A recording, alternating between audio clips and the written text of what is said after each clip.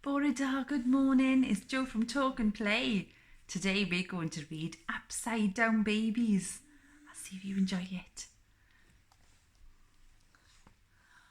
Once the world tipped upside down, the earth went blue and the sky went brown. All of the babies tumbled out of bed and ended up with very funny mums instead. Shall we see what they did? Piglet went kaplonk into a parrot's nest. Porky and Pink with no feathers on his chest. What a funny baby! No matter how I try, Mummy Parrot said, this chick won't fly. Tortoise made a splash into a big blue lake, shelly and scaly and bald as a snake. Whatever shall I do with a kid like him? Mummy Otter said.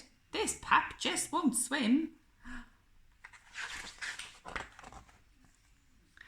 Lion cub fell into a field on his head.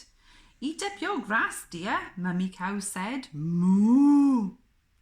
The cub got cross and stamped his feet. I'm a carnivore, he roared. I want meat. Baby Bunny bounced into a squirrel's dray. He clung to a branch with his claws all day. He couldn't climb up or down or around. He was born in a rabbit hole underground. Polar bear landed in the desert sand. Poor Mummy Camel just couldn't understand why he had the hump, and he growled a lot. Well, there wasn't any snow. He was far too hot. Baby Rooster flopped into Mummy Owl's tree. He woke her at dawn crying cock-a-doodle-dee. Owls sleep all morning, but roosters like to play. Wake up, he cried. It's the cock-a-doodle-day. There he is. Oh my gosh. As for Baby Elephant and Mummy Kangaroo, he couldn't do the things that Joeys like to do.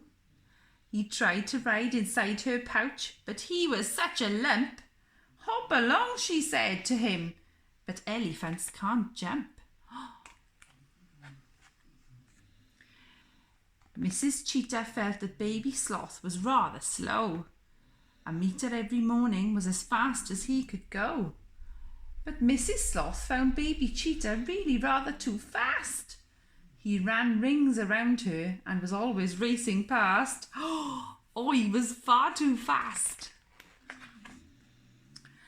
Then the world went downside up and righted all the wrongs. And now the long-lost babies are back where they belong. Oh.